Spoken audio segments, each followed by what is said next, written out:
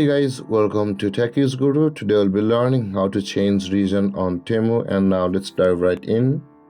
Now to change your region on your Temu account, first open up your Temu app on your phone. And after opening your Temu app, guys, on this interface at the bottom middle section of the screen, we can see the U button available for us. At the bottom of the screen, you can see there are a bunch of icons. Tap on the U button at the bottom middle section of the screen, and you land over here. Again, you will be required to tap on the settings icon at the top right corner of the screen. Tap on settings at the top right corner, and this kind of interface will appear where you can see the country and region option available for us.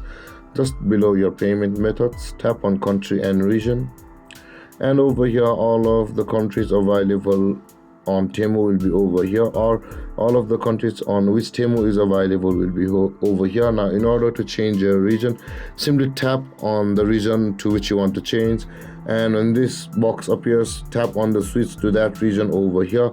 It's available for every region. When we tap on Germany, you can see it says switch to Germany, and you will be able to switch like this, but you'll be required to log in again. So let's continue and let's log into my account. And with that being done, guys, let's verify ourselves over here.